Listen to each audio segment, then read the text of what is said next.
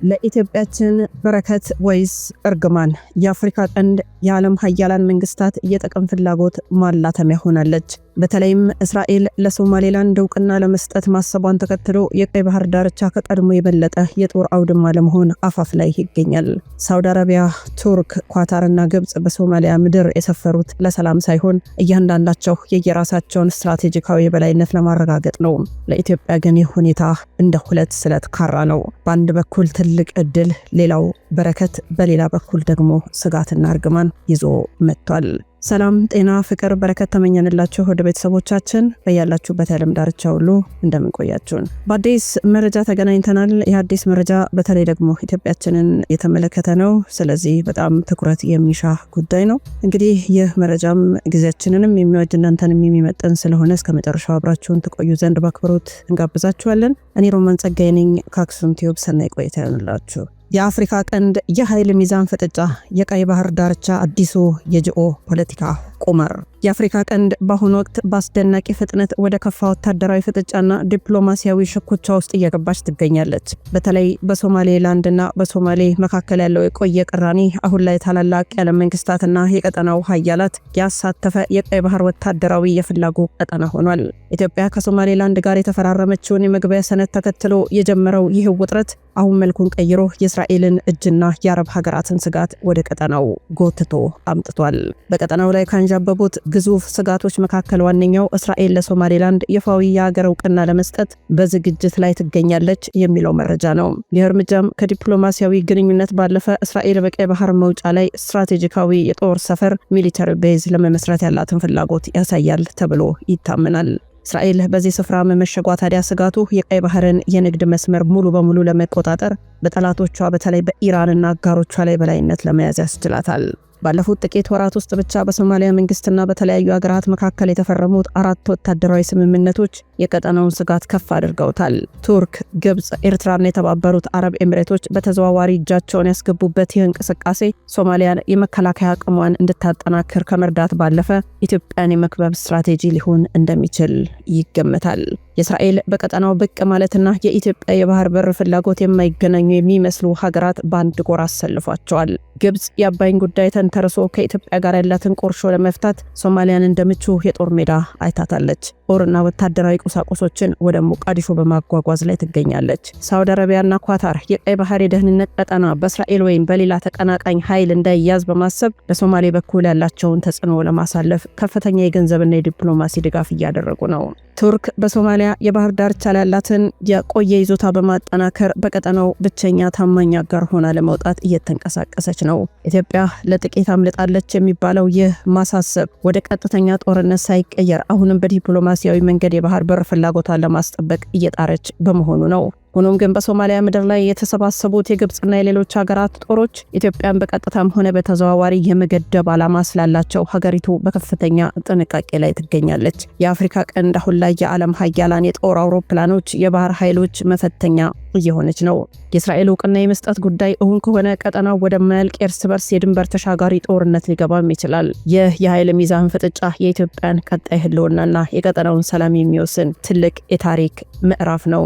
የአፍሪካ ቀንድ የዓለም ሀያላን መንግስታት የጥቅም ፍላጎት ማላተሚያ እየሆነች ነው። በተለይ እስራኤል ለሶማሌላንድ እውቅና ለመስጠት ማሰቧን ተከትሎ የቀይ ባህር ዳርቻ ከቀድሞ በበለጠ የጦር አውድማ ለመሆን አፋፍ ላይ ትገኛለች። ሳውዲ አረቢያ፣ ቱርክ፣ ኳታርና ግብጽ በሶማሊያ ምድር የሰፈሩት ለሰላም ሳይሆን እያንዳንዳቸው የየራሳቸውን ስትራቴጂካዊ በላይነት ለማረጋገጥ ነው። ለኢትዮጵያ ግን ይህ ሁኔታ እንደ ሁለት ስለት ካራ ሆኗል። በአንድ በኩል ትልቅ እድል ወይ በረከት፣ በሌላ በኩል ደግሞ ከባድ ስጋት አሊያም እርግማን ይዞ መጥቷል። እንደ በረከት የተቀመጡት እድሎችም ኢትዮጵያ ይህንን ውጥረት በአግባቡ ከተጠቀመችበት የሚከተሉትን ትርፎችም ልታገኝ ትችላለች ይላሉ ተንታኞቹ። የባህር በር ባለቤት ህልም እውን መሆን። ሶማሌላንድ ከዓለም አቀፉ ማህበረሰብ እውቅና ለማግኘት የምታደርገው ጥረት ከኢትዮጵያ ፍላጎት ጋር ይገጥማል። እስራኤል ለሶማሌላንድ እውቅና ከሰጠች ኢትዮጵያ የጀመረችው የመግባቢያ ሰነድ MOU ዓለም አቀፍ ተቀባይነት በቀላሉ እንዲያገኝ የባህር የባህር በር ባለቤትነቷ በህግ እንዲጸና መንገድ ይከፍታል። ሌላው የተነሳው ስትራቴጂካዊ አጋርነት ነው። እስራኤል በቀጠናው ወታደራዊ ቤዝ መመስረቷ ለኢትዮጵያ አዲስና ጠንካራ የደህንነት አጋር ሊፈጥርላት ይችላል። ይህ በተለይ በታላቁ የህዳሴ ግድብ ላይ ጫና ለሚያደርጉት ታሪካዊ ባላንጣዎቿ እንደ ግብጽ ያሉ ትልቅ የራስ ምታት ይሆናል። የቀጠናው የማይናቅ ኃይል መሆንም ሀያላን ሀገራት ሳውዲ፣ ቱርክ፣ ግብጽ ወደ ሶማሊያ መዝለቃቸው ኢትዮጵያ በቀጠናው ያላትን ወሳኝ ተጽዕኖ ፈጣሪነት ያረጋግጣል። ያለ ኢትዮጵያ ፈቃድና ተሳትፎ በአፍሪካ ቀንድ ላይ ምንም አይነት ዘላቂ ስምምነት ማድረግ እንደማይቻል ለዓለም ያሳየ ክስተት ነው። እንደ እርግማን ወይም ደግሞ እንደ ስጋቶች የምናያቸው ደግሞ በሌላ በኩል ትኩሳት በአግባቡ ካልተመራ ለኢትዮጵያ ከፍተኛ የሆኑ አደጋዎችን ይዞ ይመጣል። አንደኛው በጠላቶች መከበብ ነው። የግብጽ ጦር በሶማሌ ምድር መርገጥ ለኢትዮጵያ ቀጥተኛ የደህንነት ስጋት ነው። ግብጽ የሶማሊያን የውስጥ ችግር ተገን አድርጋ ኢትዮጵያን ከምስራቅ በኩል ሁለተኛ ግንባር ለመክፈትና ትኩረቷን ከአባይ ግድብ ለማስቀየር ልትጠቀምበት ትችላለች ነው። ሁለተኛው የሃይማኖታዊና የብሔር ግጭት ስጋት ነው። እስራኤል በሶማሌላንድ በኩል የምታሳየው ተሳትፎ አክራሪ የሆኑ የጎረቤት ኃይላትን ሊያስቆጣ ይችላል። ይህ ደግሞ የቀጠናውን ሃይማኖት ጦርነት ፕሮክሲ ዋር መድረክ በማድረግ ኢትዮጵያን ወደማያልቅ ትርምስ ሊከታት ይችላል። በሶስተኛ ደረጃ የተነሳው የኢኮኖሚ ማዕቀብና የዲፕሎማሲ ጫና ነው። የአረብ ሊግ አባል ሀገራት ሳውዲ፣ ኳታር፣ ግብጽ በአንድ ድምጽ ኢትዮጵያን የሶማሊያን ሉዓላዊነት ደፋሪ አድርገው ከፈረጇት ሀገሪቱ ከአረቡ ዓለም የምታገኘው የኢኮኖሚና የዲፕሎማሲ ድጋፍ ሊመነመን ይችላል። ኢትዮጵያ ታዲያ አሁን ያለችበት ሁኔታ በእሳት መካከል ያለች አልማዝ እንደመሆን ነው። ሁኔታው በበረከት የሚሆነው ኢትዮጵያ በዲፕሎማሲ ብስለት የሶማሌላንድን እውቅና ከራሷ የባህር በር ጥያቄ ጋር አጣጥማ ስትጓዝ ነው። እርግማን የሚሆነው ግን የቀጠናው ኃይላት ግብጽና ሳውዲ አረቢያ ሶማሊያን እንደ መጠቀሚያ አድርገው ኢትዮጵያን ወደ ቀጥተኛ ጦርነት ጎትተው ካስገቧት ነው። ኢትዮጵያ ከዚህ አደገኛ የፖለቲካ ማዕበል መውጣት የምትችለው በወታደራዊ ጡንቻ ብቻ ሳይሆን ዓለም አቀፍ አጋሮቿን በጥንቃቄ በመምረጥና ብሔራዊ ጥቅሟን ከቀጠናው ሰላም ጋር በማጣጣም ነው። በቅርቡ በሶማሊያና በተለያዩ ኃይላት መካከል የተፈረሙ ስምምነቶች ተራ የቴክኒክ ድጋፎች አይደሉም። ይልቁንም ኢትዮጵያን በዲፕሎማሲያዊና ወታደራዊ ማቆያ ውስጥ ለማስገባት የታለሙ ናቸው።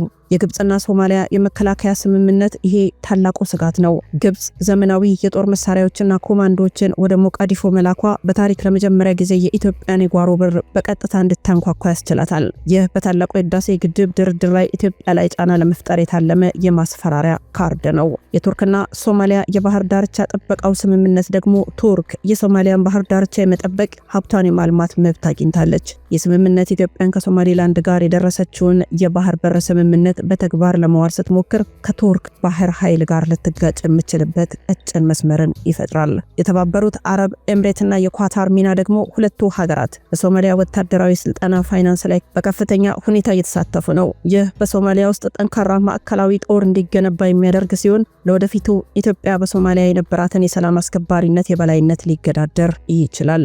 ይህ የቀጠናው ትኩሳት ወደ ኢትዮጵያ ቤት ሲገባ ሁለት መልክ ይኖረዋል። ብሔራዊ አንድነትና ክፍፍል። የውጭ ስጋት በተለይ የግብጽ መምጣት የኢትዮጵያን ሕዝብ በአንድነት ሊያሰልፍ የሚችል ብሔራዊ ስሜትን ይፈጥራል። ሆኖም ግጭቱ ከቀጠለና የኢኮኖሚ ጫናው ካደገ የውስጥ የፖለቲካ ልዩነቶች እንዲሰፉና ለውጭ ኃይላት መጠቀሚያ እንዲሆኑ መንገድም ሊከፍት ይችላል። የኢኮኖሚ ጫናውም ሳይረሳ ቀይ ባህር ላይ የሚፈጠር ወታደራዊ ፍጥጫ የኢትዮጵያን የውጭና ገቢ ንግድ ሎጂስቲክ ዋጋ ሊያስቀይረው ይችላል።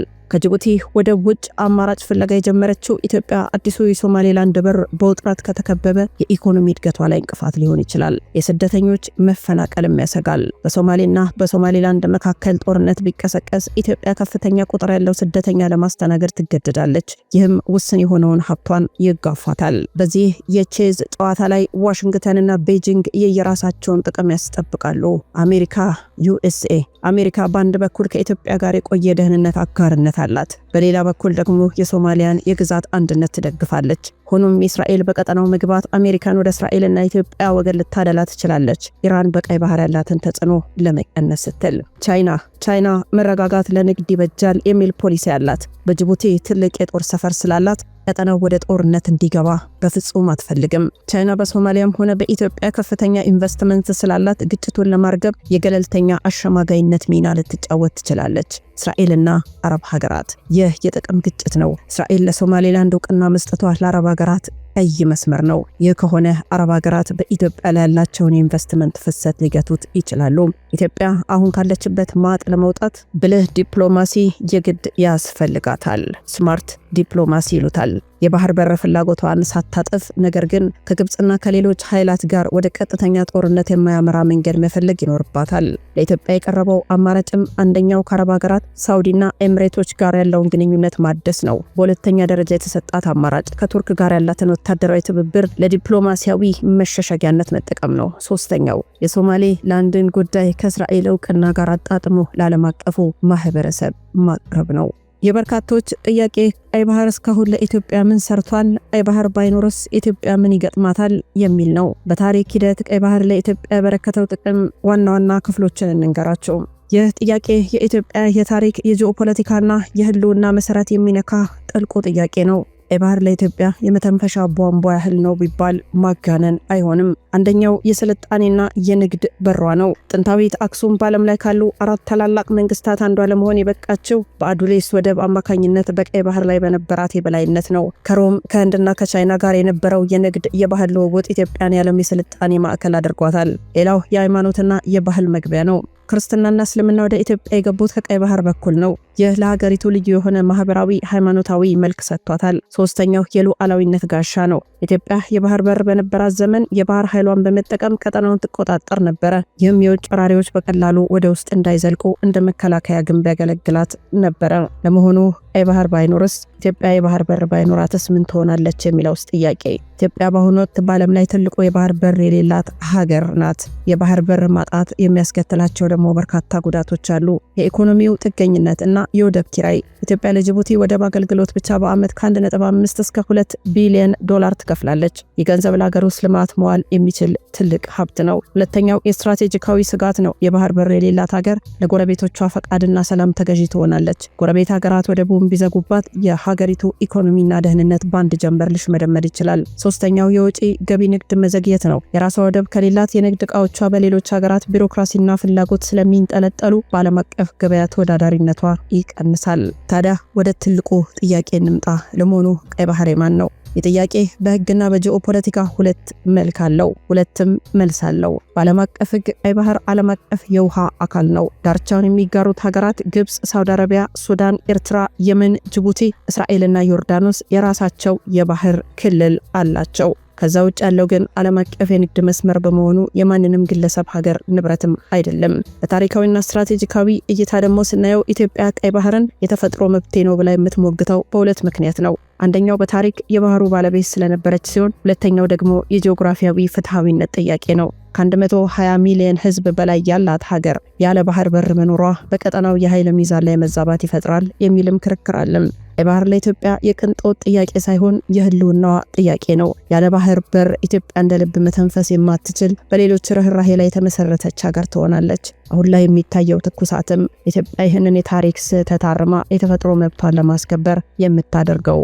የትግል ውጤት ነው።